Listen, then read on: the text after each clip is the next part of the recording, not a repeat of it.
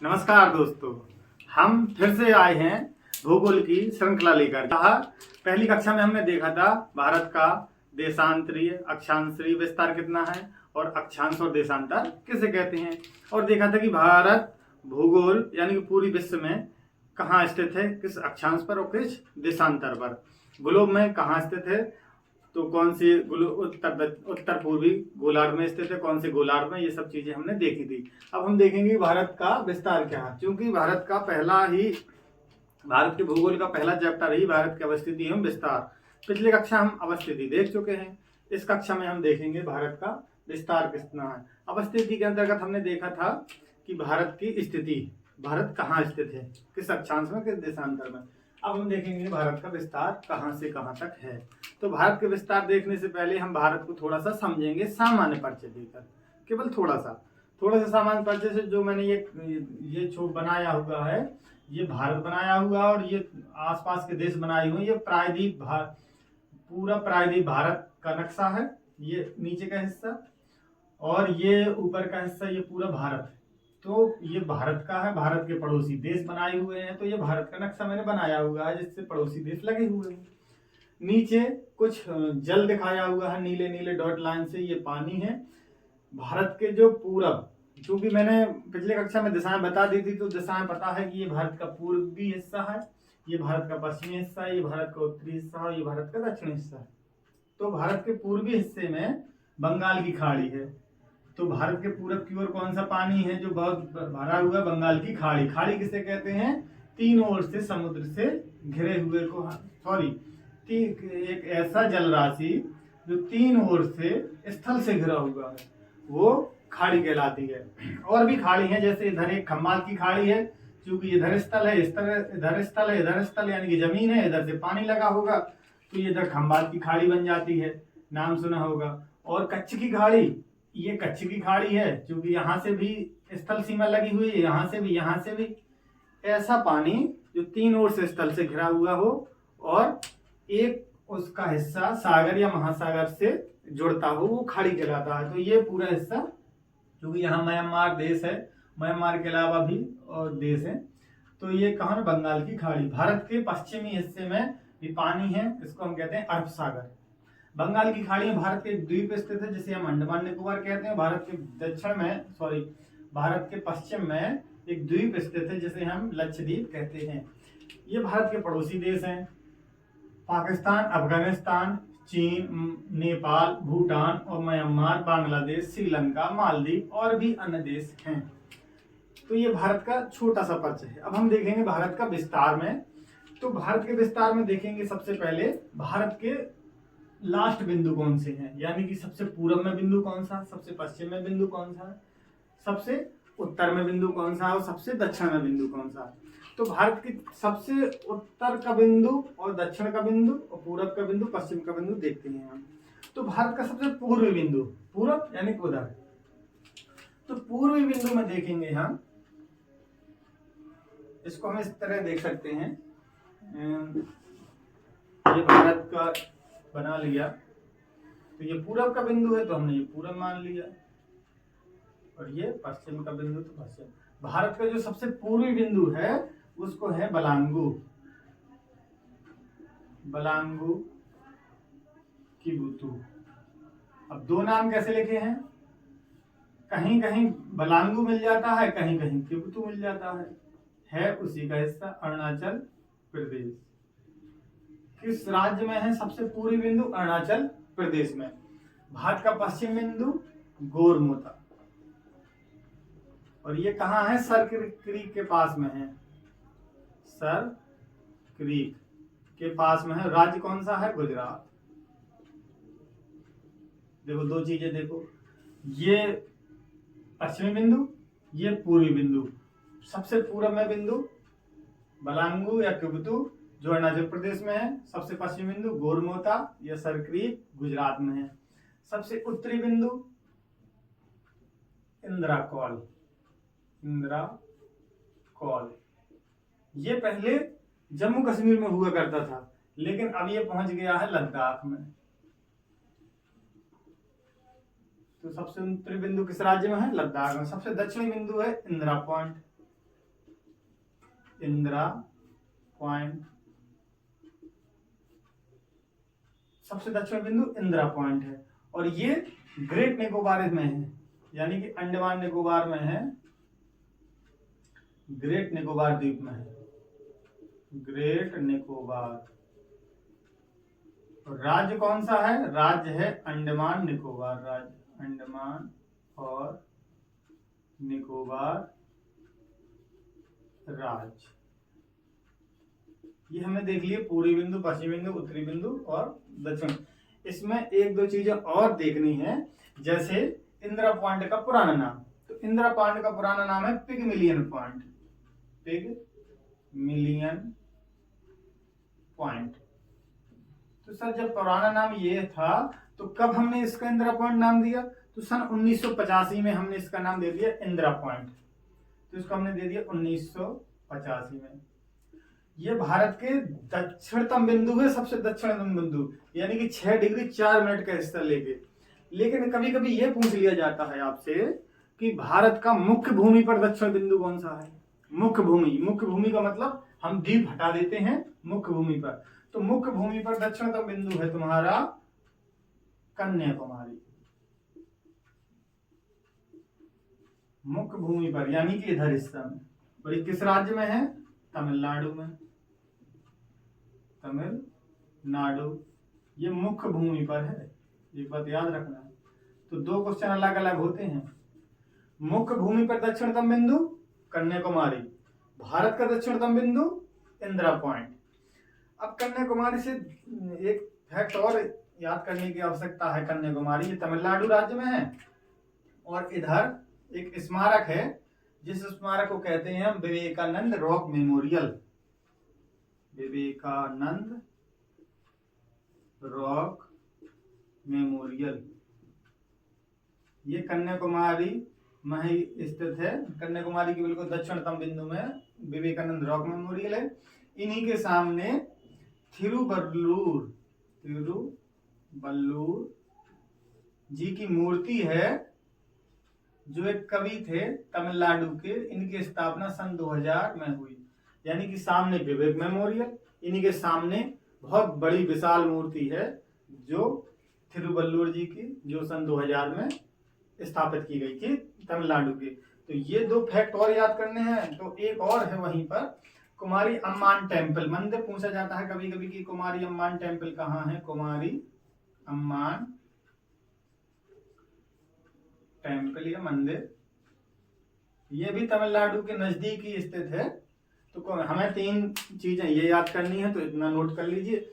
ऐसे बना के लिखेंगे तो याद बना रहेगा कि पूर्वी बिंदु, पश्चिमी बिंदु, उत्तरी बिंदु, दक्षिणी बिंदु, कन्याकुमारी मुख्य भूमि पर और दक्षिणतम बिंदु पिगमिलियन पॉइंट, ग्रेट निकोबार द्वीप समूह। जब हम देखेंगे ये द्वीप है ग्रेट निकोबार के नाम से, वहीं पर स्थित है ये इंदिरा पॉइंट। तो हमने देख लिए हैं भारत के चारों बिंदु, यानी कि विस्तार भारत का बकीबुतु से लेके सरगरीक तक है, इंदिरा पॉइंट से लेके इंदिरा कॉल तक है। इसी के साथ देख लीजिए कि भारत के पूर्व पश्चिम उत्तर दक्षिण की किलोमीटर में दूरी कितनी है।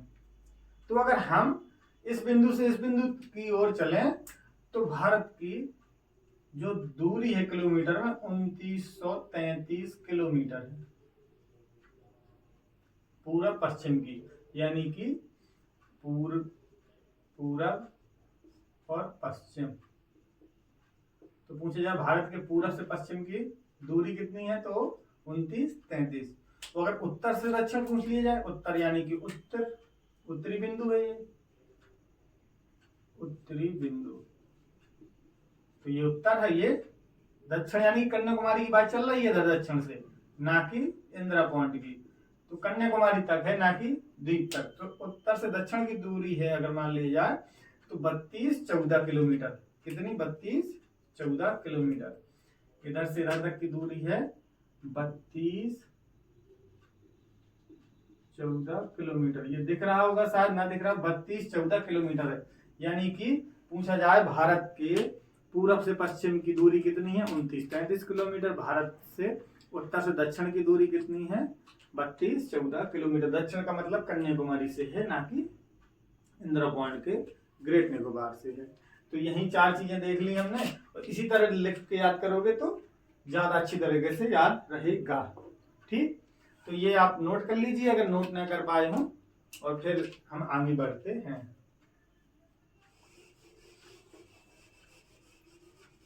इसके बाद हम देखेंगे भारत के जो उत्तरी बिंदु दक्षिणी बिंदु, और हमने यहाँ की दूरियां देख ली।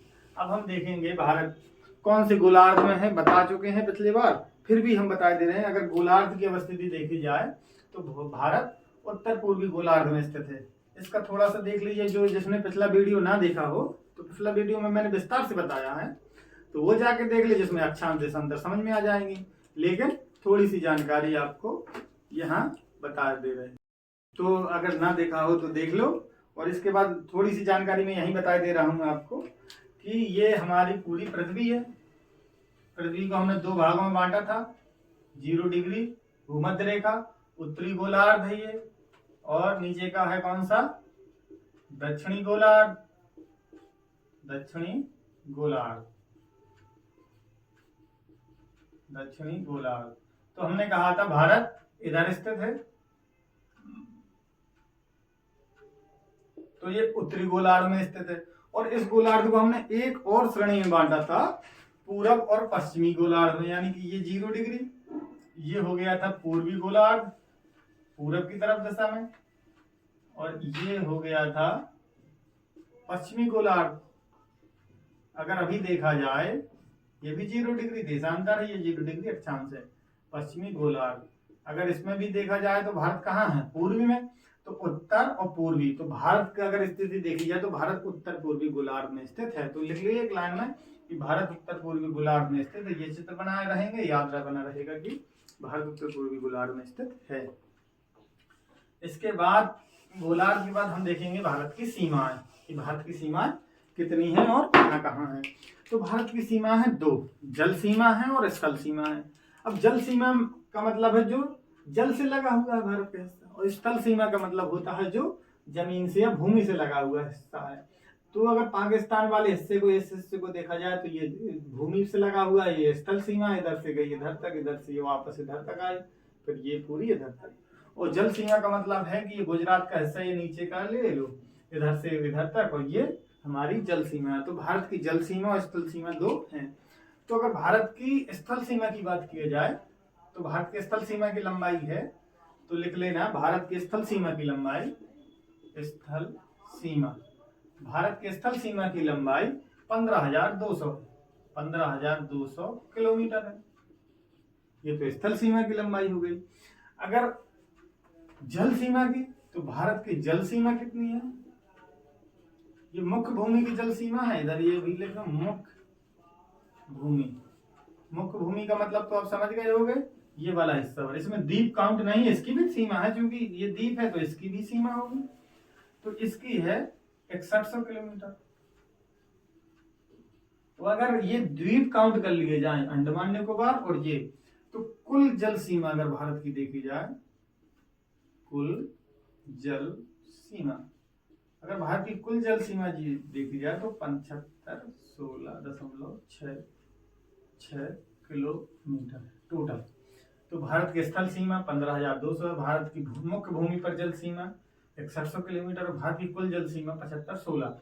अगर पूछा जाए भारत की कुल सीमा कितनी है, कुल सीमा में वही है 15,200 हमारी स्थल सीमा है, और 75,16.6 हमारी जल सीमा है। दोनों को जोड़ दीजिए तो आ जाएगा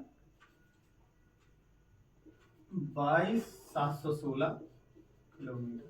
ये भारत की कुल सीमा है। तो भारत की कुल सीमा इतनी होगी हमारे पास। जल सीमा अलग है, मुख्य भूमि पर जल सीमा अलग है, अगर उनको द्वीप में जोड़ दिया जाए तो 75,16 है, और टोटल हुई 22,716.6 किलोमीटर। 0.6 तो मैं अब यहाँ कहीं 7 दे दिया, क्योंकि 6 का नवीनतम पॉइंट, तो 6 की इधर 7 कर देते हैं, 6 हटा देते हैं, तो कभी कभी 75-17 दिए रहता है। तो हम पढ़ेंगे जो एग्जैक्ट है वो यही है, ठीक है। अब इसके बाद देखेंगे हम भारत के जल सीमा, स्थल सीमा। अभी हम देख लेंगे थोड़े से राज्यों के बारे में जानकारी देख लेंगे, फिर हम पढ़ाएंगे इसमें कर्क रेखा कौन सी है, फिर इसके बाद हम पढ़ाएंगे आपके पड़ोसी देश और पड़ोसी देशों से लगे हुए हमारे राज्य। तो हम कर्क रेखा से पहले हम थोड़े से जानकारी देंगे हम राज्यों के बारे में। तो ये सबसे ऊपर जो लगा हुआ हरे हरे रंग में दिख रहा है, ये है तुम्हारा लद्दाख, ये है जम्मू एंड कश्मीर, इसी के नीचे हुआ है हिमाचल प्रदेश, ये पंजाब, ये चंडीगढ़, ये हरियाणा। हरियाणा के साइड में हो गया, ये हो गया तुम्हारा राजस्थान, राजस्थान के नीचे गुजरात, गुजरात के नीचे आओगे तो महाराष्ट्र, बगल में मध्य प्रदेश, ये बीचों बीच है तो मध्य प्रदेश, एमपी यानी कि मध्य प्रदेश। ये उत्तर प्रदेश, उत्तर प्रदेश के ऊपर है कौन? उत्तराखंड, यूपी से ही अलग हुआ है। बिहार, बिहार के नीचे झारखंड, झारखंड और मध्य प्रदेश के बीच में छत्तीसगढ़ राज्य। छत्तीसगढ़ के साइड में आओगे पूरब की ओर तो तुम्हें मिलेगा उड़ीसा, उड़ीसा के नीचे आओगे तो आंध्र प्रदेश, आंध्र प्रदेश से अलग हुआ राज्य तेलंगाना, 2014 में ये अलग हुआ। ये कर्नाटक, कर्नाटक और महाराष्ट्र के बीच में छोटा सा राज्य गोवा है ना, गोवा। क्योंकि गोवा के बाद केरल, केरल के साइड में जाओगे गोवा, गोवा के नीचे है कर्नाटक, कर्नाटक के नीचे केरल, केरल के बाद तमिलनाडु, तमिलनाडु के ऊपर जाओगे तो आंध्र प्रदेश। ये हमारे राज्य हो गए। इसके बाद इधर राज्य जाओगे तो ये सिक्किम है ऊपर उठा हुआ बाहर, और इधर है 7 राज्य, इन्हें 7 सिस्टर कहा जाता है। तो 7 सिस्टर्स कौन कौन है? ये 7 राज्य मिला लिए जाए, 7 + 1 यानी कि एक सिक्किम को मिला लिया जाता है तो टोटल हो जाते 8, यानी कि 7 सिस्टर्स प्लस एक ब्रदर, 7 बहनें और एक भाई को मिला लिया जाता है तो ये पूर्वोत्तर बन जाता है। पूरे 8 राज्यों के समूह को कहते हैं पूर्वोत्तर राज्य। तुमने पढ़ा होगा कई बार पूर्वोत्तर राज्य। तो पूर्वोत्तर राज्य कितने हैं? 8, 7 + 1, 1 का मतलब सिक्किम। इसके बाद ये राज्य है असम, अरुणाचल प्रदेश, नागालैंड, मणिपुर, मिजोरम, त्रिपुरा और मेघालय। 7 राज्य ये हैं और सिक्किम 8। ये पतला पतला राज्य है, ये पश्चिम बंगाल राज्य है। ये हमारे राज्य हैं। अब हम देखेंगे, ये राज्य हमने देख लिए हैं और इसकी जानकारी तो आपको होगी। हम देखेंगे भारत के बीचों बीच से गुजरने वाली रेखा। तो भारत, पहली बात को लिखो, भारत के बीचों बीच से गुजरने वाली रेखा है कर्क रेखा। तो ये कर्क रेखा है। तो भारत के बीचों बीच से गुजरने वाली कर्क रेखा जो लगभग भारत को 2 बराबर भागों में बांटती है। तो 2 बराबर भागों में बांटती है भारत के बीचों बीच से गुजरने वाली कर्क रेखा। एक स्टेटमेंट ये हो गया। अब दूसरा स्टेटमेंट है भारत के, यह है 8 राज्यों से होकर गुजरती है। कितने राज्यों से होकर? 8 राज्यों से। तो कर्क रेखा भारत के कितने राज्यों से होकर गुजरती है? 8 राज्यों से। इन 8 के नाम हमें याद करने हैं और यही नाम याद बने ही रहें, ये अच्छा रहता है। यही पूछा जाता है इनमें से कौन सा राज्य कर्क रेखा पर स्थित नहीं है। 3 राज्य दे देगा, एक राज्य उसमें नहीं होगा, 3 राज्य दे देगा। तो भारत के कर्क रेखा पर स्थित इनमें से कौन सा राज्य नहीं है या इनमें से कौन सा राज्य है, ऐसे राज्य दे देगा। जो नहीं है एक राज्य दे देगा, इनमें से 8 में से एक राज्य।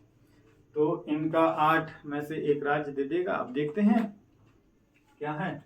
तो पहला राज्य है गुजरात। क्या है? गुजरात। ये गुजरात है। दूसरा है राजस्थान। तीसरा है मध्य प्रदेश। मध्य प्रदेश से अलग हुआ छत्तीसगढ़। छत्तीसगढ़ के साइड में पूर्व में ही राज्य है झारखंड, और झारखंड के पूर्व में राज्य है पश्चिम बंगाल। और पश्चिम बंगाल के आगे जाओगे पूर्वोत्तर राज्य में पहला पड़ता है इधर त्रिपुरा और फिर पड़ता है मिजोरम। ये 8 राज्य हैं जो भारत के कर्क रेखा पर स्थित है। अब इनमें क्या है? ये इनका क्रम है पश्चिम से पूरब की ओर। ये कैसा क्रम है इनका? पश्चिम से पूरब की ओर। सबसे पश्चिम में कौन सा है? गुजरात। अगर कोई पूछ दे पूरब से पश्चिम की ओर तो नीचे से ऊपर की ओर, यानी कि ये कौन सा है? पश्चिम से पूर्व का क्रम। से पूर्व का क्रम, ये पश्चिम से पूर्व का क्रम है, यानी कि हमने इधर से गुजरा इधर तक। अगर कोई पूछ दे भारत के इन निम्न राज्यों को पूरब से पश्चिम में, 4 राज्य दे देगा। पश्चिम से पूरब में सजाइए आप, पश्चिम से पूरब में या पूरब से पश्चिम में सजाइए। अगर तो इनमें से 4 राज्य कोई भी उठा के दे सकता है और बोलेगा पूरब से पश्चिम में, तो हमें देखना है मिजोरम, त्रिपुरा, पश्चिम बंगाल, झारखंड, छत्तीसगढ़, मध्य प्रदेश, राजस्थान और गुजरात। इनको हम सब, तो एक क्रम याद बना रहे। क्रम जरूरी है। क्रम याद करने के लिए आपको क्या करना होगा? इस मानचित्र को बनाना है आपको। इस मानचित्र में आपको केवल वो राज्य बनाने हैं जो कर्क रेखा पर स्थित हैं, वही राज्य बनाने हैं। आप कोई भी देख लीजिए, उसमें कोई भी एक नक्शा ले लीजिए और ₹1 का मिल जाता है। अगर नहीं बनाना चाहे तो उसमें भरने को आता है, तो कर्क रेखा बनाइए, उसमें भरिए 8 राज्य। और आप मेरी मानिए आप 2 या 3 बार भरेंगे, आपको कंठस्थ हो जाएंगे वो 8 राज्य, क्रम हो जाएगा। तो इनका क्रम याद रखना, इनको लिख लीजिए। इसके बाद हम देखेंगे कर्क रेखा से संबंधित कुछ और भी बिंदु। जैसे कहते हैं कि ऐसा कौन सा राज्य है जहां पर कर्क रेखा की लंबाई सर्वाधिक है, या सर्वाधिक कर्क रेखा रखने वाला राज्य कौन सा है? तो मध्य प्रदेश। तो लिखिए सर्वाधिक लंबी कर्क रेखा किस राज्य में है, या सर्वाधिक लंबी कर्क रेखा मध्य प्रदेश में है। जब सर्वाधिक लंबी कर्क रेखा मध्य प्रदेश में है तो सर्वाधिक छोटी भी रखोगे, तो दूसरा लिखिए नंबर 2, सर्वाधिक छोटी कर्क रेखा राजस्थान में है। राजस्थान का देखिए छोटा सा बिंदु जाता, थोड़ा सा स्पर्श करते हुए चली जाती है। तो सर्वाधिक कम लंबी कर्क रेखा किस राज्य में है? राजस्थान में। ये 2 फैक्ट हमें देख लेने हैं इधर से। कौन सा? एक तो राजस्थान में सर्वाधिक कम है और मध्य प्रदेश में सबसे ज्यादा है। ये दोनों फैक्ट देख लीजिए यार। लंबाई अब हम देख लेंगे इसमें कि पूछा जाता है कि इन 8 राज्यों में ऐसी कौन सी राजधानी है जो कर्क रेखा पर स्थित है। तो झारखंड की राजधानी रांची, झारखंड की राजधानी रांची ये कर्क रेखा पर स्थित है। देखिए झारखंड की राजधानी रांची बीच में कर्क रेखा पर। तो लिखिए अगले लाइन में कि झारखंड की राजधानी रांची कर्क रेखा पर स्थित है, और उसको बना लीजिएगा। झारखंड की राजधानी कर्क रेखा पर स्थित है। और यहीं से एक नदी निकलती है, स्वर्ण रेखा नदी। तो रांची के पठार से ही स्वर्ण रेखा नदी निकलती है, जो पास में ही यहीं इसका उद्गम स्थल है। तो पूछा जाता है ऐसी कौन सी नदी है जिसका उद्गम स्थल कर्क रेखा पर है? तो उसका नाम है स्वर्ण रेखा। तो उसका क्या नाम है? स्वर्ण रेखा नदी। तो स्वर्ण रेखा नदी का उद्गम स्थल भी मान लिया जाए। तो स्वर्ण रेखा नदी का उद्गम स्थल कर्क रेखा पर है, जो रांची के पास से ही निकलती है, और झारखंड की राजधानी रांची कर्क रेखा पर ही स्थित है। ये फैक्ट हो गए। अब कर्क रेखा पर झारखंड की राजधानी स्थित है।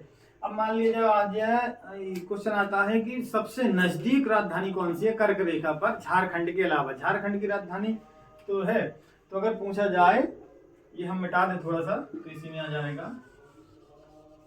ये नोट तो करते जाते होंगे आप, तो नोट करते जाइए और लिखते जाना वही जो हम बोलते जाएं, क्योंकि हम बोलते कुछ हैं, यहाँ लिखता तो हम तो केवल एक शब्द लिखते हैं, तो बोलने वाले शब्द ही लिखने हैं आपको। पूछा जाता है कि झारखंड की राजधानी रांची है, तो सबसे नजदीक कौन सी है? तो गुजरात की राजधानी गांधीनगर। गुजरात की राजधानी ये गांधीनगर है। ये कर्क रेखा के सबसे नजदीक राजधानी है भारत की। पहली तो स्थित है, दूसरी सबसे नजदीक राजधानी गांधीनगर है, वो दूसरी राजधानी भोपाल। ये भी कर्क रेखा के बहुत नजदीक स्थित है। तो 2 नाम याद रखना है, कर्क रेखा के नजदीक राजधानी गांधीनगर और भोपाल। रांची इसी में स्थित है। तो ये हो गया। तो लिखिए कर्क रेखा पर सबसे नजदीक राजधानी गांधीनगर है, इसके बाद भोपाल है।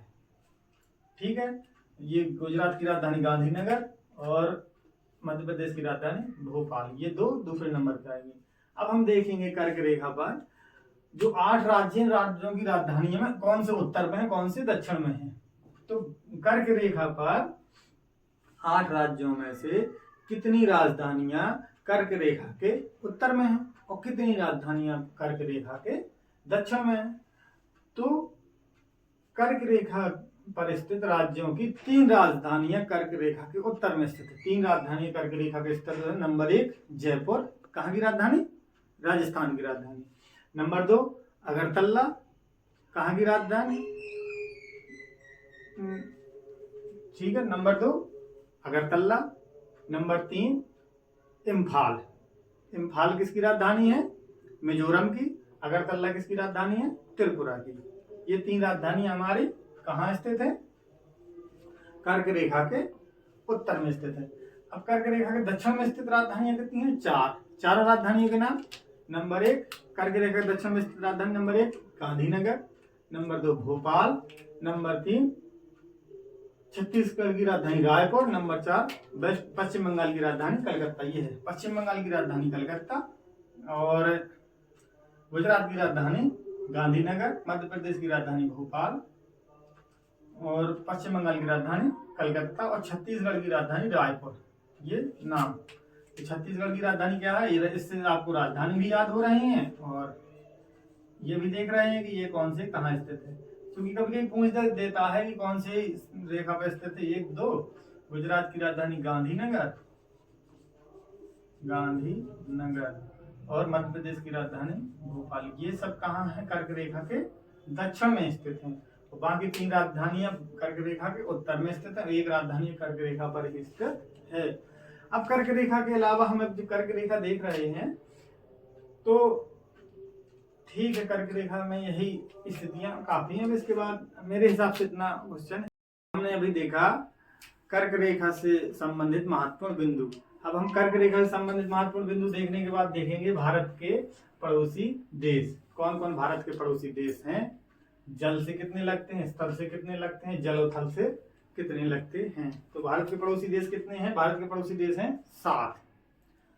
भारत के स्थल से यानी कि जमीन से लगने वाले, तो जमीन यानी कि पाकिस्तान के इस एरिया से निकालोगे, ये जमीन लगी हुई, यहाँ पानी नहीं है हमारे पास, तो इधर तक ये आएगा, तो ये जलीय स्थलीय सीमा है और ये मुख्य भूमि की जलीय सीमा है। तो भारत की स्थल सीमा से, स्थल सीमा, भारत के स्थल सीमा से लगे या स्पर्श करने वाले पड़ोसी देश 7। कितने हैं, 7। स्थल सीमा से लगे पड़ोसी देश 7 हैं। 7 के नाम याद करने हैं हमें। नंबर 1 लिखते जाइए आप। नंबर 1 पाकिस्तान,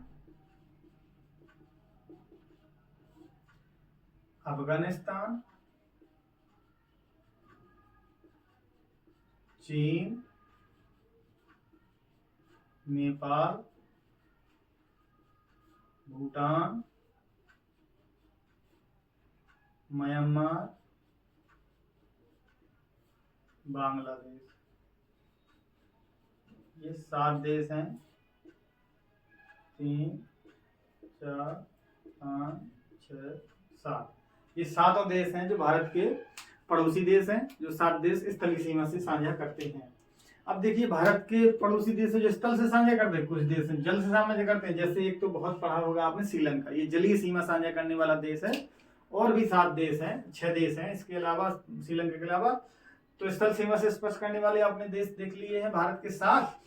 और 7 देश हैं जो भारत की जलीय सीमा साझा करते हैं, यानी कि ये नंबर घट बढ़ नहीं रहा है, याद रखो। जल से सीमा साझा करने वाले 7, स्थल से सीमा साझा करने वाले 7। तो जल से सीमा साझा करने वाले 7 कौन कौन है, जलीय सीमा से लगे देश, से लगे देश कितने हैं, 7। अब इनको 7 के नाम याद रखेंगे। नंबर 1 पाकिस्तान। अभी तो पाकिस्तान जल स्थलीय सीमा दिखा रहा था, अब जलीय दिखाने लगा। ये पाकिस्तान इधर से स्थल से भी लगा है, इधर से जल से भी लगा है, तो जल और स्थल दोनों में आते हैं। इसके अलावा इसी तरह बांग्लादेश भी है, ये भी जल से भी है और स्थल से भी है। कहाँ है दिखाइए, ये स्थल से लगा हुआ, इधर से जल से लगा हुआ, क्योंकि हमारी सीमा इधर से जाएगी। इसके अलावा म्यांमार, ये भी जल से लगा हुआ है, स्थल से लगा हुआ है। इसके अलावा इंडोनेशिया केवल जल से लगा हुआ है। इसके बाद 5 में थाईलैंड, ये जल से लगा हुआ है। इसके बाद ये श्रीलंका, ये भी जल से लगा हुआ है।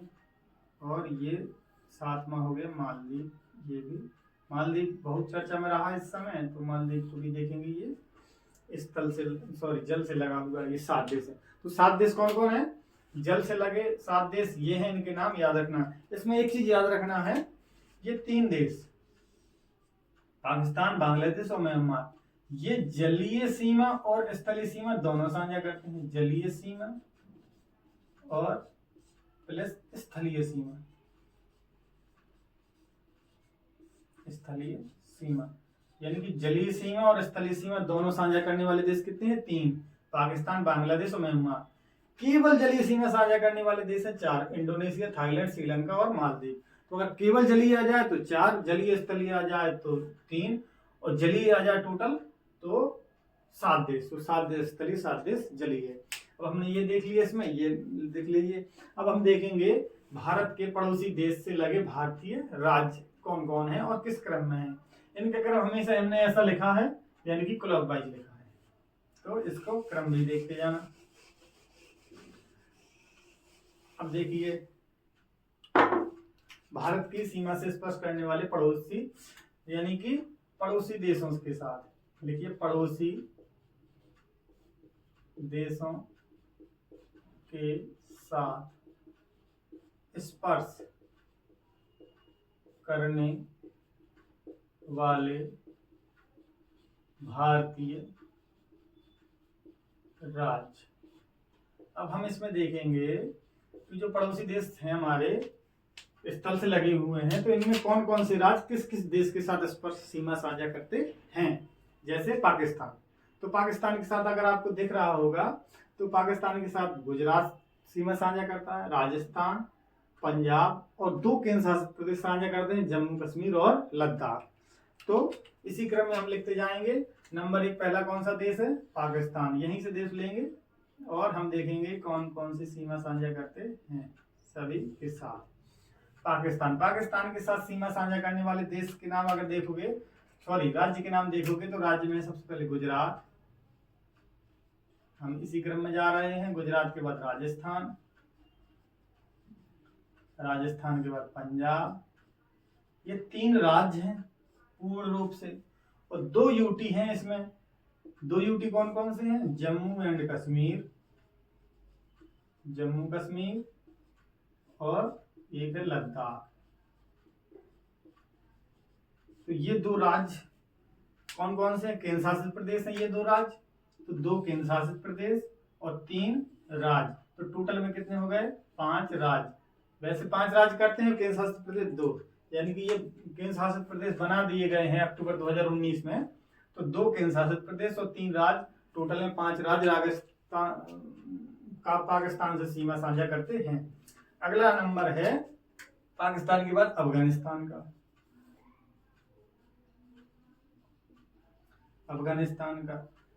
अफगानिस्तान से सीमा साझा करने वाला एक ही राज्य है, जिसको कहते हैं हम लद्दाख। ये पहले अफगानिस्तान से सीमा साझा करने वाला केवल एक राज्य था, जम्मू कश्मीर। लेकिन सन 2019 से जम्मू कश्मीर को तोड़ के हमने 2 यूटी बना दी है, यानी केंद्र शासित प्रदेश बना दिए हैं।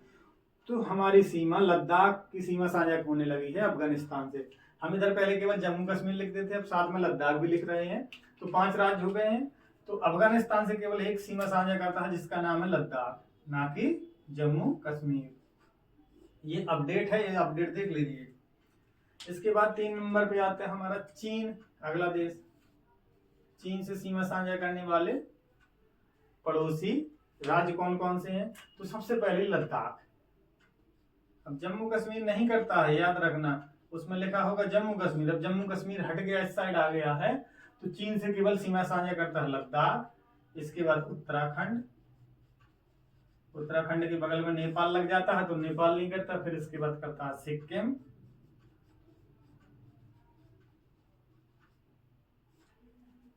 सॉरी बीच में एक राज्य रह गया हिमाचल। तो उत्तराखंड के पहले ही राज्य रह गया हिमाचल, तो हिमाचल लिखेंगे पहले, क्रम न टूटने पाए। लद्दाख, हिमाचल, हिमाचल प्रदेश, हिमाचल प्रदेश के बाद उत्तराखंड, उत्तराखंड के बाद राज्य आता है, इधर से गए सिक्किम, और सिक्किम के बाद अगला राज्य अरुणाचल प्रदेश, अरुणाचल प्रदेश, अरुणाचल प्रदेश। 1 2 3 4 5, तो 5 राज्यों के साथ सीमा साझा करता है कौन? चीन। भारतीय राज्यों के साथ 5 राज्यों के साथ सीमा साझा करता है। अब चीन के बाद हम देखेंगे नेपाल। तो हम ये मिटा रहे हैं, इनको आप नोट करते जाइएगा। नेपाल देखेंगे, नेपाल तो हम नेपाल देख ले रहे हैं यहीं पर। तो नेपाल से कौन कौन साझा करते हैं देखते जाइए। उत्तराखंड है, उत्तर प्रदेश है, बिहार है, पश्चिम बंगाल है और सिक्किम है। पश्चिम बंगाल नेपाल से सीमा साझा करता, देखिए बहुत गौर से आप देखेंगे थोड़ी सी सीमा साझा करता है। ये कई बार पूछा गया है एग्जाम में सवाल कि पश्चिम बंगाल से सीमा साझा करता है या नहीं करता, तो करता है, इसको नोट ही कर लीजिएगा। नेपाल से कौन कौन करता है? उत्तराखंड, उत्तर प्रदेश, बिहार, ये 3 तो राज्य यहीं पे लग गए, पश्चिम बंगाल, इसके बाद सिक्किम। कितने राज्य हो गए हैं टोटल में? ये गिनती हम इसलिए लिखते जाते हैं कि कभी कभी पूछ दे कितने राज्य, केवल संख्या पूछ देगा 2 3 4 5, तो आपको आंसर देना होगा कि 4 राज्य करते हैं, 5 राज्य करते हैं। तो हमारे नेपाल से कितने राज्य करते हैं? 5। नेपाल के बाद आगे हम भूटान। भूटान से कितने राज्य करते हैं देखिए, नंबर 1 सिक्किम, सिक्किम के बाद पश्चिम बंगाल, ये सिक्किम है राज्य, ये पश्चिम बंगाल है, ये असम है और ये अरुणाचल प्रदेश है। आगे जाके अरुणाचल प्रदेश, ये अरुणाचल प्रदेश है। ये तो ये छोटा सा राज्य है, बहुत छोटा राज्य है। स्थलीय सीमा स्पर्श करने वाले में सबसे छोटा राज्य है भूटान। तो ये भूटान 1 2 3 4, यानी कि टोटल में कितने राज्य स्पर्श करते हैं सर? 4। तो भूटान से कितने राज्य स्पर्श करते हैं? 4। अब भूटान के बाद एक राज्य है देखिए म्यांमार। आगे जाइएगा तो क्या मिलेगा? म्यांमार। 7 और राज्यों से देखना होगा कौन कौन से स्पर्श सीमा साझा करता है। तो म्यांमार में सबसे पहले करेगा अरुणाचल प्रदेश, अरुणाचल प्रदेश, फिर इसके बाद नागालैंड, नागालैंड के भी नीचे आओगे तो मणिपुर मिलेगा, मणिपुर के नीचे मिलेगा मिजोरम। देखते जाना है इधर, ये अरुणाचल प्रदेश, ये नागालैंड, ये मणिपुर, ये मिजोरम। कितने राज्य हो गए? 1 2 3 4, 4 राज्य भारत के जो किससे? म्यांमार से सीमा साझा करते हैं। इसके बाद अब अगला है बांग्लादेश। ये बांग्लादेश देख लीजिए,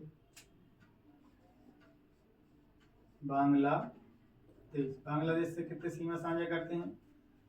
बांग्लादेश को देखिए सबसे पहले इधर देखिए पश्चिम बंगाल, तो ये नंबर 1 पश्चिम बंगाल दिख रहा है इधर नीचे, तो देखिए पश्चिम बंगाल। पश्चिम बंगाल से जाओगे ऊपर साइड तो मिलेगा कौन सा? असम। असम के बाद मेघालय, मेघालय के बाद त्रिपुरा, त्रिपुरा के बाद मिजोरम। मिजोरम भी पश्चिम बंगाल से सीमा साझा करता है इधर से। तो 1 2 3 4 5 राज्य। तो ये 7 राज्य हमने लिख लिए हैं। 3 राज्य हमने वहां लिखे थे, 4 राज्य ये हैं, 1 2 3 4 और 3 हमने पिछले में लिख दिए हैं। तो ये देखिए बांग्लादेश से 5 राज्य, म्यांमार से 4 राज्य, भूटान से 4 राज्य, नेपाल से 5 राज्य सीमा साझा करते हैं। और चीन से देखिएगा तो चीन से भी देख लीजिएगा, 1 2 3 4 राज्य करते हैं, 5 राज्य। चीन से कितने करते हैं? 5 राज्य करते हैं। पाकिस्तान से भी 5 राज्य करने लगे हैं। 3 मेन राज्य हैं जो मुख्य राज्य हैं, या 3 राज्य हैं और 2 यूनियन टेरिटरी। अफगानिस्तान से 1 राज्य जो बदल गया है, अब लद्दाख राज्य हो गया है। तो ये हमने देख लिए हैं कि भारत के पड़ोसी देशों से स्पर्श करने वाले भारतीय राज्य। अब हम देखेंगे ऐसे कितने राज्य हैं जो 3 देशों के साथ सीमा साझा करते हैं। एक एक राज्य देखेंगे कि ऐसे कितने राज्य हैं जो 3 देशों के साथ। अब 3 देशों वाले राज्य देखेंगे।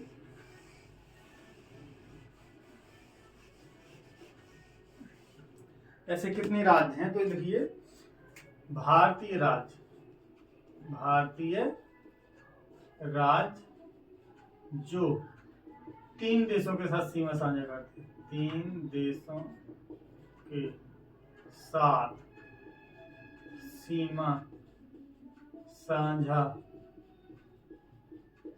करते हैं, 3 देश के साथ। तो देखिए नंबर 1 में आएगा सबसे पहले तो लद्दाख, यहीं से देखते जाएंगे।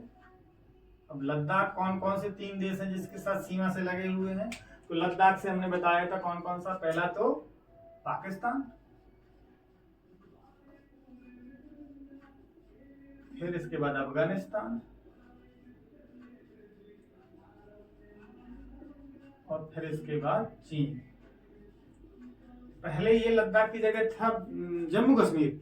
जम्मू कश्मीर 3 राज्यों के साथ, अब जम्मू कश्मीर 3 राज्यों के साथ सीमा साझा नहीं करता, सॉरी जम्मू कश्मीर 3 देशों के साथ सीमा साझा नहीं करता। जम्मू कश्मीर केवल एक देश के साथ सीमा साझा करता है, वो है केवल पाकिस्तान। लेकिन लद्दाख अब 3 देशों के साथ सीमा साझा करने लगा है, पाकिस्तान से इधर, अफगानिस्तान से इधर और चीन से इधर। तो 3 देशों के साथ सीमा साझा करने लगा है।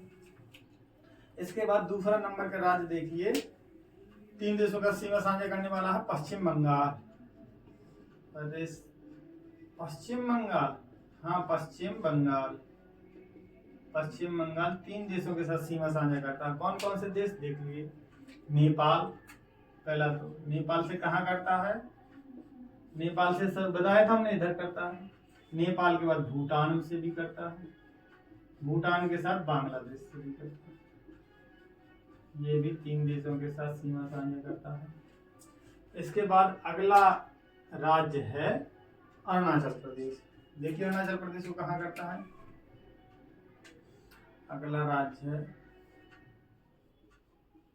अरुणाचल प्रदेश। ये भी 3 देशों के साथ सीमा साझा करता है। कौन कौन से 3 देश के साथ सीमा साझा करता है? देखो अरुणाचल प्रदेश यहाँ चीन से करेगा, यहाँ म्यांमार से करेगा, यहाँ भूटान से करेगा। तो देख लीजिए कौन कौन से, चीन से करेगा, म्यांमार से करेगा और भूटान से करेगा। और चौथा है देश सिक्किम। सिक्किम, अब सिक्किम किन किन के साथ सीमा साझा करता है? देखो सिक्किम नेपाल से, भूटान से और चीन से। तो नेपाल, भूटान और चीन। भारत के कितने देश हैं जो 3 देशों के साथ सीमा साझा करते हैं? 4। तो इधर आप लिख लीजिए 4। भारत के कितने देश हैं? 4। सॉरी, भारत के कितने राज्य हैं? 4 राज्य हैं जो कम से कम 3 देशों के साथ सीमा साझा करते हैं। इसके बाद हम देखेंगे, हमने देख लिए हैं भारत के पड़ोसी देश कितने हैं? 7 पड़ोसी जलीय हैं, 7 स्थलीय हैं। कौन जलीय कौन पड़ोसी है? अब हम देखेंगे इन देशों के साथ सीमा रेखाओं के नाम। इन देशों के साथ सीमा रेखा के नाम क्या हैं? हम देखें, ये लिख लीजिए आप। और अब हम देखते हैं आगे क्या है सीमा रेखा के नाम। देखो कैसे सीमा रेखा के नाम, कि कई ऐसे देश हैं, देशों से लगने वाली जो सीमा है उनके नाम रहते हैं। तो नाम रहते हैं तो उनके नाम का निर्धारण कैसे होता है ये देखेंगे। ये कब होगा ये देखेंगे मैं। तो भारत और पाकिस्तान की सीमा रेखा को कहते हैं, जो बाउंड्री लाइन है उस बाउंड्री लाइन के नाम होते। तो भारत और प्लस पाकिस्तान, भारत और पाकिस्तान की सीमा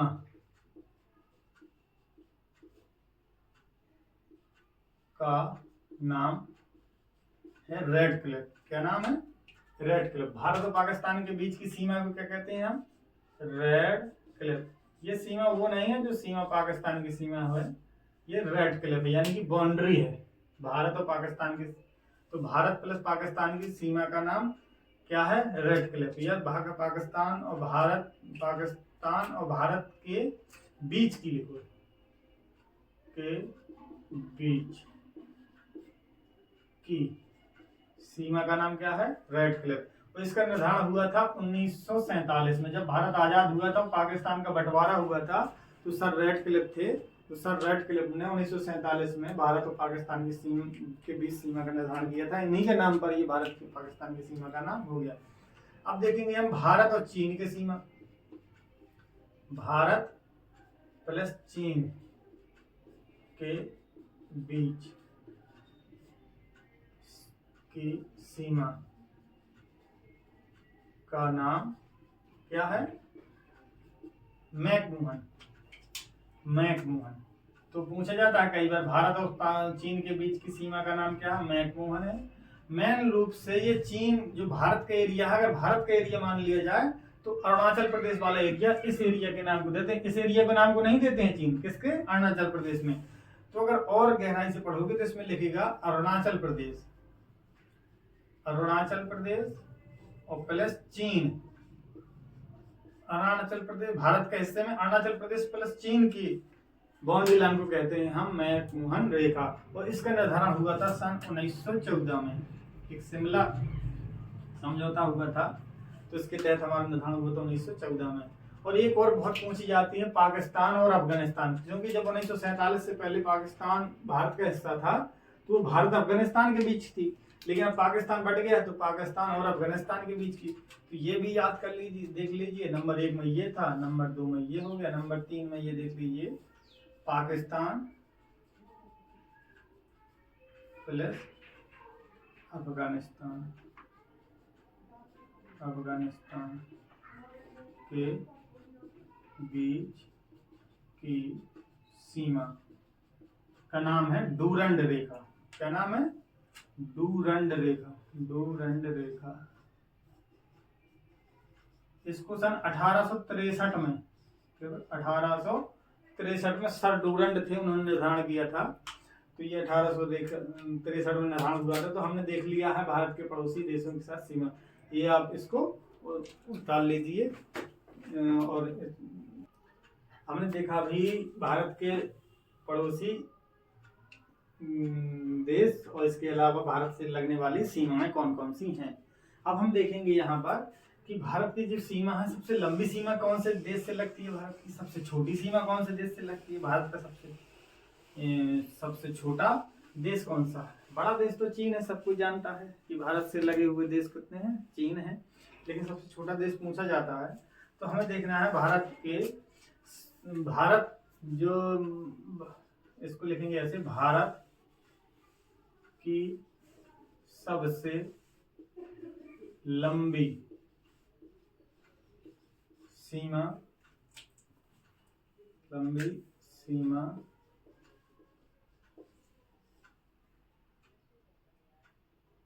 बांग्लादेश, बांग्लादेश से, भारत की सबसे लंबी सीमा बांग्लादेश से लगती है। लंबी सीमा का मतलब है कि भारत सबसे लंबी सीमा किस देश के साथ साझा करता है। तो किस देश के साथ साझा करता है? बांग्लादेश के साथ। कितनी सीमा साझा करता है? 4096 किलोमीटर। तो ये 4096 किलोमीटर है जो भारत की बांग्लादेश के साथ सीमा साझा होती है। यह विश्व की 5वीं सबसे लंबी सीमा है, ये भी याद रखना, विश्व की 5वीं सबसे लंबी सीमा है। यानी कि इससे 4 लंबी और सीमा है, यही है 5 की सबसे लंबी सीमा, 4000 किलोमीटर की सबसे लंबी सीमा है 5वीं। ये सबसे लंबी सीमा साझा करता है भारत के साथ। अब ये भारत की सबसे लंबी सीमा साझा करने वाला वह हो गया, तो भारत की सबसे कम सीमा साझा करने वाला हो जाएगा। ये नंबर 1 में देख लो, ये नंबर 2 में देख लो। 2 में देखोगे सबसे कम सीमा साझा करने वाला देश अफगानिस्तान है। कौन है? अफगानिस्तान।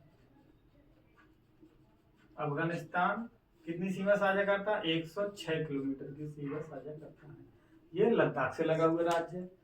ये 2 फैक्ट देख लिए। इसके बाद देखोगे कि भारत का सबसे पड़ोसी देश है, जो सबसे छोटा पड़ोसी देश है, तो सबसे छोटा पड़ोसी देश है मालदीव। कौन सा देश है? मालदीव। लेकिन अगर पूछा जाए कि भारत का सबसे छोटा स्थलीय सीमा साझा करने वाला देश कौन सा है, ये स्थलीय सीमा साझा करने वाला देश है भूटान। तो 2 फैक्ट लिखो। पहला फैक्ट, भारत का सबसे छोटा पड़ोसी देश मालदीव है। फिर दूसरा में लिखो, जबकि स्थलीय सीमा साझा करने वाला सबसे छोटा देश भूटान है। पड़ोसी देश, क्योंकि पड़ोसी देश मालदीव है हमारा, इस जल से सीमा साझा करता है, तो सबसे छोटा देश मालदीव है, जबकि स्थलीय सीमा साझा करने वाला देश भूटान है। तो ये हमने देख लिया है। इसके बाद अब हम इसके बाद देखेंगे हमारे तटीय राज्य। तो कौन कौन से तटीय राज्य हैं? इसमें हम तटीय राज्यों में हम यूटी की चर्चा नहीं करेंगे, यानी कि अभी केंद्र शासित प्रदेश की चर्चा नहीं करेंगे, क्योंकि ये भी तट हैं, तट में राज्य हैं। ये भी द्वीपीय राज्य हैं, इनको द्वीप में कहते हैं, तटीय राज्य में इनमें कहते हैं। तो भारत के तटीय राज्य, तो लिखिए भारत के 9 तटीय राज्य हैं। कितने? 9।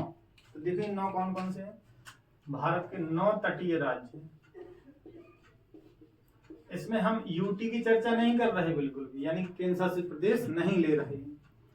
9 तटीय राज्य हैं, और अगर यूटी मिला लिया जाए और 2 यूटी मिला लिया जाए तो दमन और माहे हैं, तो हमें देखेंगे केवल 9 तटीय राज्य हैं। 9 तटीय राज्य में से हम देखेंगे कि कितने राज्य पूर्व में तट बनाते हैं, कितने राज्य पश्चिम में तट बनाते हैं। तो पूर्वी तटीय राज्य इधर लिख लेंगे हम, पूर्वी तटीय राज्य, और इधर हम लिखेंगे पश्चिमी तटीय राज्य, पश्चिमी तटीय राज्य।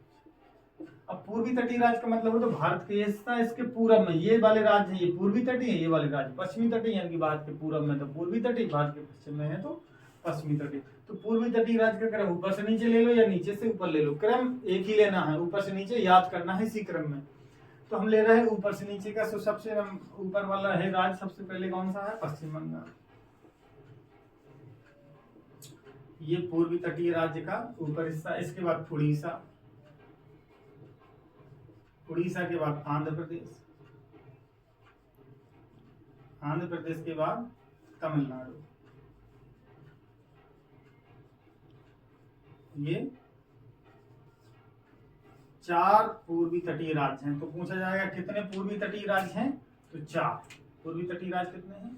4। तो पश्चिमी तटीय राज्य देख लो, पश्चिमी तटीय राज्य ऊपर से ये भी ले रहे हैं हम। नंबर 1 गुजरात पश्चिम में है, गुजरात के बाद नंबर 2 देख लो महाराष्ट्र, गुजरात के नीचे महाराष्ट्र, ये महाराष्ट्र हिस्सा है। इसी के नीचे आओगे तो गोवा छोटा सा राज्य है। इसके बाद आओगे तो कर्नाटक, और इसके बाद आओगे तो केरल। तो ये कितने राज्य हैं? जब ये 4 हो गए तो ये कितने हो गए? 5। तो 5 राज्य हैं जो पश्चिमी तटीय हैं और 4 राज्य हैं जो पूर्वी तटीय राज्य। तो टोटल राज्य कितने हो गए? 9 राज्य। तो भारत के 9 तटीय राज्य, जिसमें 4 पूर्वी तटीय राज्य और 5 पश्चिमी तटीय राज्य हैं। अब इसमें से 1-2 चीजें और देखनी है, लिखना है कि भारत के सबसे लंबी तट रेखा रखने वाला राज्य, यानी कि सबसे लंबी तट रेखा किस राज्य की है? तो भारत के सबसे लंबी तट रेखा रखने वाला राज्य गुजरात। कितनी? ये गुजरात, ये सबसे लंबी तट रेखा राज्य। तो नंबर 1 में कौन सा होगा? सबसे लंबी तट रेखा वाले राज्य में कौन सा होगा? तट रेखा, यानी कि तट रेखा का मतलब सबसे लंबा तट रेखा किसके पास है? तो सबसे लंबी तट रेखा किसके पास है? गुजरात के पास है। अब मान लीजिए गुजरात के पास है, तो दूसरे नंबर पे किसके पास है? आंध्र प्रदेश के पास है, आंध्र प्रदेश। और तीसरे नंबर की किसके पास है? तमिलनाडु के पास। यानी कि ये 3 राज्य आपको याद रखने हैं, जिसमें गुजरात, आंध्र प्रदेश और तमिलनाडु तीनों राज्य तट से संबंधित हैं, और सबसे लंबी गुजरात, आंध्र प्रदेश और तमिलनाडु। एक और क्वेश्चन में, दक्षिण भारत के सबसे लंबी सीमा साझा करने वाला तटीय राज्य, यानी कि दक्षिण भारत का ऐसा कौन सा राज्य है जो सबसे लंबी तट रेखा रखता हो? उत्तर भारत, दक्षिण भारत में, तो ये लिख लीजिए, दक्षिण भारत में सबसे लंबी तट रेखा रखने वाला राज्य है आंध्र प्रदेश। कौन सा है? आंध्र प्रदेश, फिर इसके बाद तमिलनाडु, इसी क्रम में। ये दक्षिण भारत में आ गया, ये टोटल में आ गया। तो गुजरात पूरे में है, अगर दक्षिण में पूछा जाए तो कौन सा है? आंध्र प्रदेश है। कितने तट रेखा वाले राज्य हो गए? तो आंध्र प्रदेश की सबसे। अब आ जाता है, ये सबसे लंबी तट रेखा रखते हैं, तो सबसे छोटी तट रेखा किसकी है? तो सबसे छोटी तट रेखा, छोटा सा राज्य है गोवा, तो ये सबसे छोटी तट रेखा वाला राज्य है। तो उसी के नीचे लिख लिए, सबसे छोटी तट रेखा रखने वाला राज्य गुजरात। सॉरी, गुजरात नहीं, गोवा। सॉरी, क्या? गोवा। सबसे छोटी गोवा, सबसे लंबी तट रेखा वाला राज्य रखने वाला कौन है? गुजरात। अब हम इसके बाद, हमने तट रेखा देख ली है, ये 5, ये 4 और सबसे छोटी, सबसे लंबी तटरेखा वाला राज्य देख लिए। अब हम देखेंगे थोड़ा सा इसमें हम देख लेंगे थोड़ा सा यूटी के बारे में, यानी कि केंद्र शासित प्रदेश। तो पहली बात तो बताइए भारत में कितने राज्य हैं? 28 राज्य हैं। तो राज्य कितने हैं? टोटल में 28। तो केंद्र शासित प्रदेश कितने हैं? केंद्र शासित यानी कि यूनियन टेरिटरी, केंद्र शासित प्रदेश 8। तो टोटल में कितने हो गए? 36। इन 8 के बारे में एक दो राज्य ऐसे हैं इनके बारे में फैक्ट याद करने जरूरी है हमें, क्योंकि ये भी चर्चा में बनी रहती है कभी कभी। नंबर 1 तो सबसे पहले लिखना है हमें, इनके नाम लिख लो, 8 के नाम लिख लो तो बने रहेंगे याद कि हमारे पास इतने यूटी हैं। तो सबसे पहले तो ऊपर से ही लिखते चलेंगे, लद्दाख, जम्मू कश्मीर यूनियन टेरिटरी है, चंडीगढ़ उसी के नीचे आओगे तो ऊपर से नीचे के क्रम चलते जा रहे हैं, दिल्ली, दिल्ली के बाद दमन, दमन के बाद पांडिचेरी या पुदुचेरी, इसके बाद अंडमान एंड निकोबार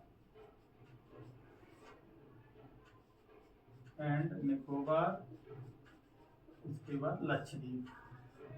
ये हमें याद रखने हैं 8 के नाम। अब इसमें फैक्ट कुछ हैं, जैसे सबसे नवीनतम यूनियन टेरिटरी कौन है? लद्दाख और जम्मू कश्मीर राज्य। लद्दाख, अब ये कब बने थे तो इनकी तारीख याद रखना, ये पूछा जाता है 31 अक्टूबर 2019। तो लिखो लद्दाख, ऐसे लिखना है कि भारत के जम्मू कश्मीर राज्य को 31 अक्टूबर 2019 को पूर्ण राज्य से बदलकर 2 केंद्र शासित प्रदेशों राज्यों में बदल दिया है, जिसका पहला नाम लद्दाख और दूसरा नाम जम्मू कश्मीर है, जिसमें जम्मू कश्मीर में स्वयं का विधानमंडल है। केंद्र शासित प्रदेश होते हुए भी स्वयं के विधानमंडल हैं। तो ऐसे हमारे पास राज्य हो गए 3 जिनके पास स्वयं के विधानमंडल हैं और केंद्र शासित प्रदेश हैं। नंबर 1 जम्मू कश्मीर है, इसका भी स्वयं का विधानमंडल है इसका। एक हो गया दिल्ली, इसका भी विधानमंडल है, यानी कि मुख्यमंत्री बनते हैं इधर। और पुदुचेरी, इसका भी विधानमंडल है। ये 3 राज्य ऐसे हैं जिनका स्वयं का विधानमंडल है। अभी पहले 2 थे, दिल्ली और पुदुचेरी या पांडिचेरी, अब हो गए 3, जम्मू कश्मीर भी स्वयं का विधानमंडल है। ये फैक्ट रखने के वाले याद है। इसके बाद पांडिचेरी से और थोड़े से फैक्ट याद करने की जरूरत है, तो ये देखेंगे हम पांडिचेरी के बारे में। इतना नोट कर लीजिए, फिर हम आगे देखते हैं। इसके बाद हम देखते हैं पुदुचेरी के बारे में। पुदुचेरी के बारे में स्थिति ये है,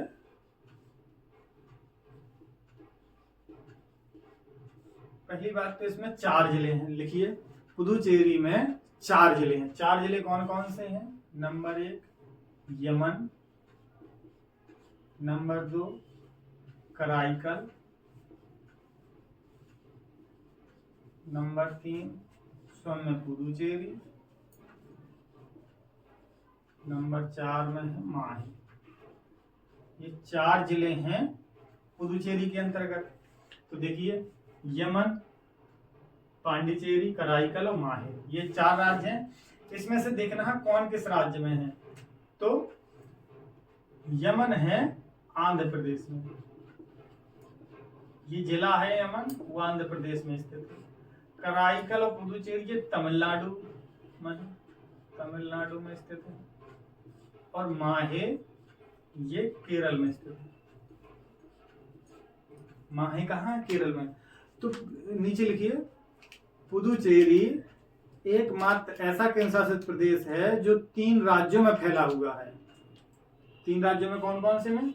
आंध्र प्रदेश, तमिलनाडु और केरल। आंध्र प्रदेश यमन, कराईकल पुदुचेरी तमिलनाडु और माहे केरल है। तो ये हो गया है पुदुचेरी के बारे में थोड़ी सी जानकारी। अब हम आगे देखेंगे पुडुचेरी के बारे में हमने कुछ जानकारी ले ली है। अब थोड़ी सी जानकारी हम अंडमान निकोबार के बारे में यहीं देख लेते हैं। हम इसके बारे में एक पूरा सेपरेट द्वीप, भारत के द्वीप के बारे में पूरा एक क्लास होगी। इसके बारे में अंडमान निकोबार के बारे में, लक्षद्वीप के बारे में और अन्य द्वीप भी हैं जो भारत के, उनके बारे में जानकारी होगी। लेकिन थोड़ी सी सामान्य सी जानकारी, अंडमान निकोबार द्वीप समूह है, इसको दो भागों में विभाजित है। अंडमान अलग है और निकोबार अलग है। तो अंडमान अलग है और निकोबार अलग है, और इनको अलग करने वाला है 10 डिग्री चैनल। तो अंडमान निकोबार दो भागों में विभाजित है, अंडमान द्वीप समूह और निकोबार द्वीप समूह, जिसको अलग करने वाला 10 डिग्री चैनल है। और इसके बारे में और यही 10 डिग्री चैनल बहुत बार पूछा जाता है कि किस किस को अलग करता है। अंडमान को निकोबार द्वीप समूह से अलग करता है। इसमें छोटे छोटे द्वीप भी और भी है। लक्षद्वीप प्रवालीय द्वीप है, तो इसके बारे में जानकारी। लक्षद्वीप, क्योंकि लक्षद्वीप के बारे में इस समय प्रधानमंत्री जी ने भी यहाँ पर यात्रा की है लक्षद्वीप में, तो हमें लक्षद्वीप के बारे में और भी विस्तार से पढ़ेंगे, द्वीपों के बारे में। अब हम यहाँ देखेंगे भारत की मानक समय रेखा। तो भारत की मानक समय रेखा से पहले एक दो फैक्ट और देख लेते हैं कि भारत का सबसे बड़ा राज्य कौन सा है, भारत का सबसे छोटा राज्य कौन सा है, भारत का तो देख लीजिए जनसंख्या की दृष्टि से कौन सा राज्य है। तो इधर लिखिए क्षेत्रफल की दृष्टि से, क्षेत्रफल की दृष्टि से भारत का सबसे बड़ा राज्य, क्षेत्रफल की दृष्टि से भारत का सबसे बड़ा राज्य कौन सा है, राजस्थान। कौन सा राज्य, राजस्थान। तो लिख लिए राजस्थान, राजस्थान क्षेत्रफल की दृष्टि से। अब राजस्थान तो सबसे बड़ा, तो राजस्थान से दूसरे नंबर पर कौन सा है, मध्य प्रदेश।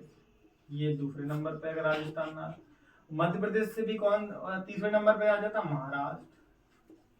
ये भी तीसरे नंबर का सबसे बड़ा है। और चौथे नंबर पे आ जाता है उत्तर प्रदेश। ये भी भारत का चौथा सबसे बड़ा राज्य है। अब ये सबसे बड़ा है तो सबसे छोटा भी होगा।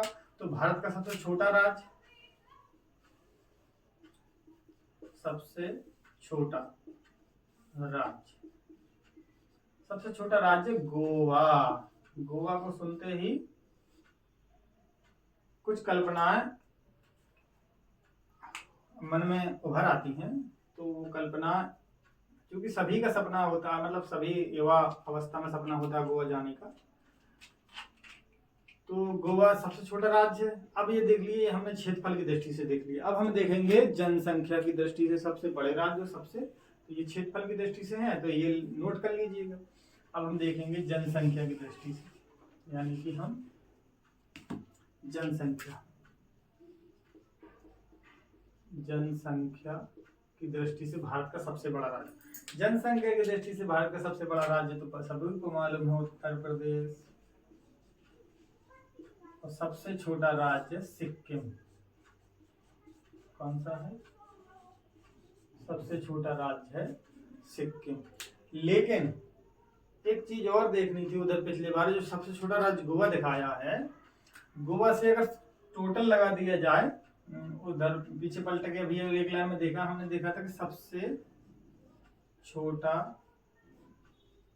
राज्य है ये गोवा है। लेकिन गोवा क्या है, ये मुख्य भूमि पर है। गोवा मुख्य भूमि पर, अगर सबसे छोटा राज्य माने लिया जाए तो मुख्य भूमि पर, इधर से लगा दीजिए, इसमें लगा दीजिए मुख्य भूमि पर। ये तो सबसे छोटा राज्य मुख्य भूमि पर गोवा है। लेकिन अगर सबसे छोटे राज्य की बात की जाए, सबसे छोटे राज्य की बात की जाए, तो ये राज्य है लक्षद्वीप। अगर राज्यों में हो जाए तो लक्षद्वीप है, और यूनियन टेरिटरी और मिला के साथ में यूनियन टेरिटरी यानी कि 36 राज्यों में पूछा जाए तो सबसे छोटा राज्य हो जाएगा, राज्य प्लस यूटी को मिला लिया जाए तो हो जाएगा लक्षद्वीप। ये सबसे छोटा राज्य है जिसकी मात्र 32 वर्ग किलोमीटर क्षेत्रफल है इसका, मात्र 32 वर्ग किलोमीटर। तो ये सबसे छोटा राज्य लक्षद्वीप। देखो लक्षद्वीप सबसे छोटा राज्य है। जबकि मुख्य भूमि पर सबसे छोटा राज्य गोवा है, जनसंख्या दृष्टि सबसे बड़ा राज्य उत्तर प्रदेश है और सबसे छोटा राज्य कौन सा है, सिक्किम है। तो अब हम इसके बाद देखेंगे इन राज्यों में सबसे ज्यादा सीमा साझा करने वाला राज्य कौन सा है, यानी कि राज्यों से सीमा साझा करने वाला कौन सा राज्य है ये देखना है। तो सबसे ज्यादा सीमा साझा करने वाला राज्य संख्या में हम देख रहे हैं इधर, सबसे ज्यादा सीमा स्पर्श, सबसे ज्यादा राज्यों के साथ, सबसे ज्यादा राज्यों के साथ सीमा स्पर्श करने वाला राज्य कौन सा राज्य सबसे ज्यादा जो सीमा स्पर्श करता है, उस राज्य का नाम है उत्तर प्रदेश। ये सबसे ज्यादा सीमा साझा करता है अधिक राज्यों से। कितने राज्यों से करता है, 8 राज्यों से करता है, 1 यूनियन टेरिटरी से करता है, तो टोटल करता है 9 राज्यों से। 8 राज्य कौन से हैं इसी क्रम में लिख लो। नंबर 1 उत्तराखंड, एंटी क्लॉकवाइज चल रहे हैं हम। नंबर 2 हिमाचल प्रदेश,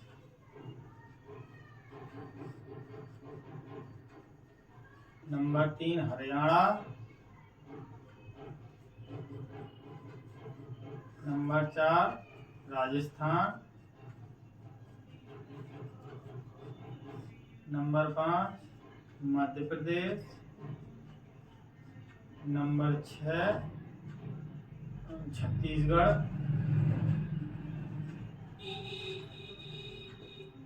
नंबर 7 झारखंड,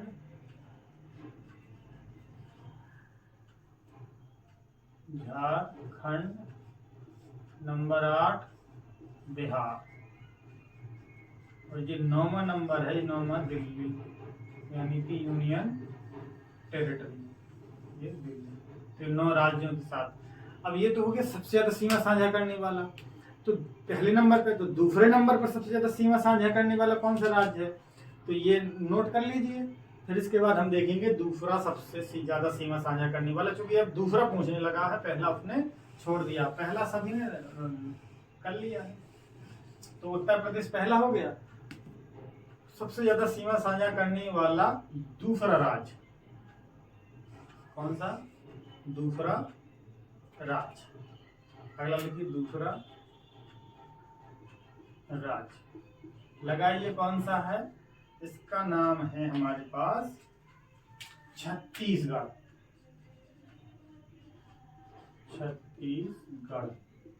तो ये राज्य तो कितने राज्यों से सीमा साझा करता है, 7 राज्यों के नाम याद करने हैं।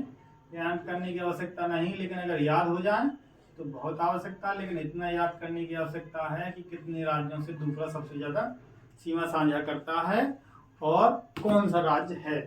तो नंबर 1 में लिख लीजिए इसी से स्पर्श करने वाले छत्तीसगढ़ से सबसे ज्यादा उत्तर प्रदेश,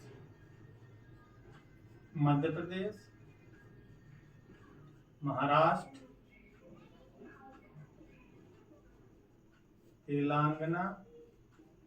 तेलंगाना, आंध्र प्रदेश,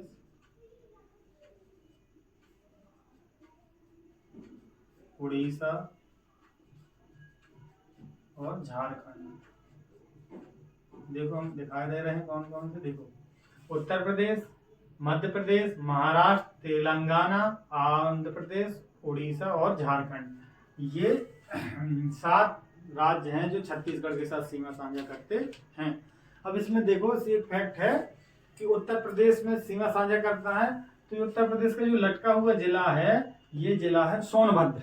कौन सा जिला है, सोनभद्र। तो सोनभद्र 4 राज्यों के साथ सीमा साझा करता है। ये एकमात्र जिला है यूपी का। 4 राज्य कौन सा है, बिहार, झारखंड, छत्तीसगढ़ और मध्य प्रदेश। बहुत बार पूछा गया है। उत्तर प्रदेश का एकमात्र जिला जो 4 राज्यों के साथ सीमा साझा करता है, सोनभद्र। तो सोनभद्र को याद रखना, ये यूपी स्पेशल में हम पढ़ाएंगे। तो ये हो गया। अब हम देखेंगे भारत की मानक समय रेखा। भारत की मानक समय रेखा। तो भारत की मानक समय रेखा में पिछली बार बता चुका हूं, पिछले वीडियो में, कि 82.5 डिग्री है, तो उसको जाकर भी उस वीडियो को देख लीजिए, और यहाँ मैं समझा रहा हूँ तो उतने में आपको अब समझ में आ जाएगा। तो भारत की मानक समय रेखा, तो भारत की मानक समय रेखा, पहली बात तो पता होना चाहिए कि भारत की मानक समय रेखा कौन सी है, 82.5 डिग्री पूर्वी देशांतर है। पूर्वी देशांतर अक्षांत, ये आपको हम पिछलेगा, पूरब का मतलब पूरब में है, ये पूरे विश्व में देखोगे तो पूर्वी गोलार्ध में स्थित है, तो पूर्वी देशांतर 82.5 डिग्री पूर्वी देशांतर पर स्थित है। तो भारत की मानक समय रेखा कितने हैं, भारत 82.5 डिग्री पूर्वी देशांतर पर स्थित है। एक और क्वेश्चन पूछा जाता है कि भारत की मानक समय रेखा कितने राज्यों से होकर गुजरती है, समय रेखा, तो लिखो 5 राज्यों से। तो तुम्हें लिखना है कि भारत की मानक समय रेखा 5 राज्यों से होकर गुजरती है। उन 5 राज्यों के नाम याद होने चाहिए आपको। नंबर 1 उत्तर प्रदेश, नंबर 2 मध्य प्रदेश, नंबर 3 छत्तीसगढ़, नंबर 4 उड़ीसा, और नंबर 5 आंध्र प्रदेश, नंबर 5 आंध्र प्रदेश। ये भारत के 5 राज्यों से भारत की समय रेखा गुजरती है। ये हो गया। अब पूछा जाता है कि भारत का मानक समय किस स्थान से लिया गया है, तो भारत का मानक समय का स्थान, मानक समय का स्थान उत्तर प्रदेश के मिर्जापुर से, कहां से, मिर्जापुर उत्तर प्रदेश। ये भारत के मानक समय का स्थान है, यानी कि यहाँ पर घड़ी में जो बजा होगा वही पूरे देश में बजा होगा, तो भारत की मानक समय रेखा। इसी में मानक समय में एक और पूछा जाता है कि भारत की मानक समय रेखा GMT से या 0 डिग्री देशांतर से कितने घंटे आगे या पीछे है। तो ये हम मिटा दे रहे हैं, फिर इसके बाद देख ले रहे हैं। तो भारत की मानक समय रेखा GMT से कितना आगे है, GMT से कितना आगे है, क्योंकि ये तो समझ में आ गया, अब आगे है। अब आगे कैसे है ये आप पिछले वीडियो में देखेंगे, लेकिन आगे का छोटा सा बता रहे हैं कैसे आगे पता चलता है। पहली बात हमने बताया था आपको कि ये पूरा नक्शा है विश्व का, इसमें 0 डिग्री पर देशांतर है। ये इसका पूर्व होता है और ये इसका पश्चिम होता है। ये चीज अगर याद आ रही होंगी आपको तो देखेंगे आप पिछले में। और इधर मान लीजिए 12 बजा है, कितना बजा है, 12। अगर हम मानक समय रेखा इस साइड जा रही, और भी देशांतर खींचे होंगे यहाँ पर, अन्य देशांतर और इन देशांतर, अगर हम इस साइड जाएंगे तो हम क्या करेंगे, आगे हो जाएंगे। क्या हो जाएंगे, आगे। और इधर हो जाएंगे तो क्या हो जाएंगे, हम पीछे हो जाएंगे। यानी कि आगे का मतलब होता है पूरब की ओर। अगर यहाँ की देशांतर पर हम जाएंगे तो हम जोड़ना पड़ेगा, क्या करना पड़ेगा, समय को हमें जोड़ना पड़ेगा। यहाँ पर क्या करेंगे, हम घटाना पड़ेगा। हम 82.5 डिग्री मान लिया ये है, और पूर्वी है तो पूरब में है, देशांतर है। तो हम इधर 0 डिग्री से कितना चलेंगे, 82.5 डिग्री। तो अगर इधर 12 बजा होगा तो 82.5 का मतलब होता है 5.5 घंटे। कैसे होता है, हमने बताया था 1 डिग्री पर कितने का अंतर होता है, 4 मिनट का। तो 82.5 डिग्री में कितने का अंतर हो जाएगा, 5 घंटे 30 मिनट का।